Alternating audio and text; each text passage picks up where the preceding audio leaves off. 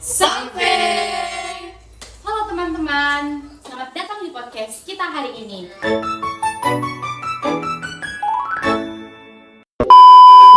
Nah, pada hari ini kita bakal ngobrol santai tentang sakramen yang ada dalam gereja Katolik.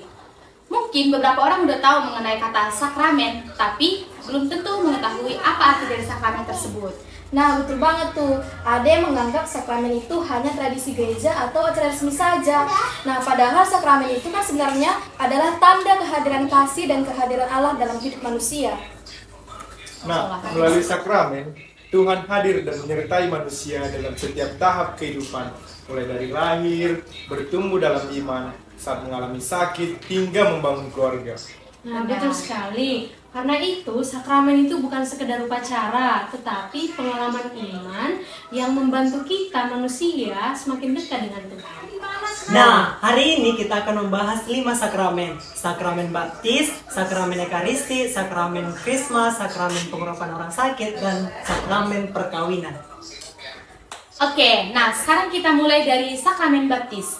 Baptis yang sering disebut sebagai pintu masuk ke dalam gereja Katolik, artinya melalui baptisan seseorang resmi menjadi anggota gereja dan memulai hidup baru bersama dengan Kristus. Dalam baptisan digunakan air sebagai lambang pembersihan dosa dan kehidupan yang baru.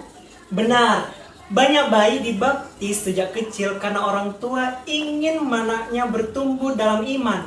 Tapi orang dewasa juga bisa menerima baptis setelah belajar tentang ajaran gereja Katolik. Yang penting sebenarnya bukan hanya secara baptisannya, tetapi bagaimana seseorang terus hidup dekat dengan Tuhan setelah dibaptis.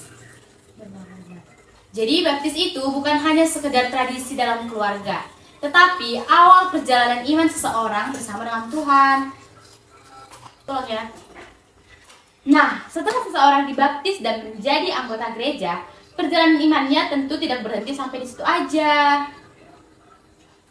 Benar, iman juga perlu dipelihara dan dikuatkan setiap hari, sama seperti tubuh yang membutuhkan makanan.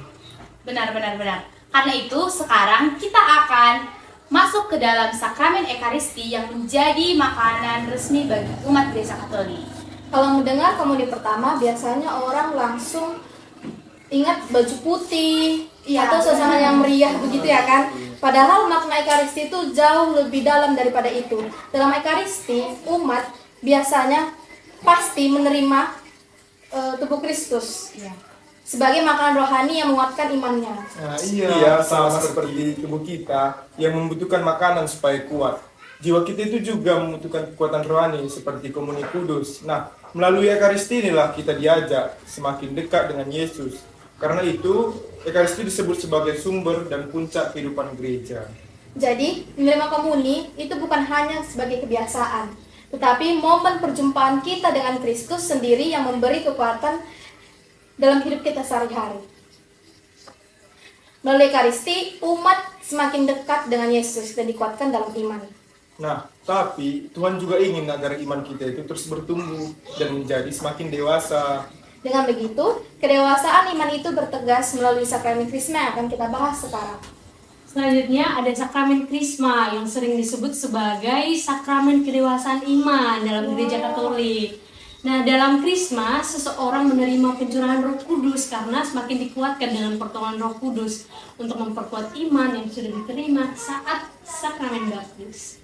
Betul. Nah, kalau baptis itu kan seperti menanam benih iman. Maka krisma itu membantu iman kita agar bertumbuh semakin kuat. Orang yang menerima sakramen krisma dipanggil menjadi saksi Kristus dalam kehidupannya sehari-hari. Betul, sehingga itu artinya iman itu tidak hanya disimpan sendiri, tetapi juga diwujudkan lewat sikap, perkataan, dan tindakan baik kepada diri kita sendiri, sesama, maupun sama Tuhan. Benar-benar Seperti itu. Jadi, dalam sakramen krisma itu, Roh Kudus menguatkan kita sebagai umat Katolik supaya mampu menjadi saksi Kristus dalam kehidupan kita sehari-hari. Nah, tapi dalam perjalanan hidup manusia juga pasti mengalami yang namanya sakit, kelemahan ataupun penderitaan, guys. Iya dong, tentunya. Nah, makanya itu gereja menghadirkan sakramen pengurapan orang sakit juga. Itu sebagai tanda penghiburan saat kita mengalami penderitaan, kelemahan seperti itu. Dan itu Tuhan hadir pada kita yang sedang sakit untuk menghibur. Banyak orang masih salah paham tentang sakramen pengurapan orang sakit. Teman-teman, banyak orang masih salah paham tentang sakramen pengurapan orang sakit. Ada yang mengira sakramen ini diberikan kepada orang yang sudah dekat dengan kematian. Wow, padahal kan sebenarnya itu tidak begitu ya. Sakramen ini diberikan kepada orang yang sakit berat, lanjut usia, atau sedang mengalami kondisi yang kurang bagus. Tujuannya untuk memberikan kekuatan, penghiburan, dan harapan. Melalui sakramen ini, gereja hadir mendampingi mereka yang lemah agar tetap merasakan kasih Tuhan di tengah-tengah penderitaan yang dialaminya. Tadi kita sudah mendengar bagaimana Tuhan menguatkan orang yang sedang sakit dan menderita. Kasih Tuhan itu juga hadir dalam kehidupan keluarga dan sehubungan dengan istri dan suami. Nah, sekarang kita akan membahas sakramen perkawinan yang menjadi dasar pembentukan keluarga Kristiani. Ih, so sweet. Oh my gosh.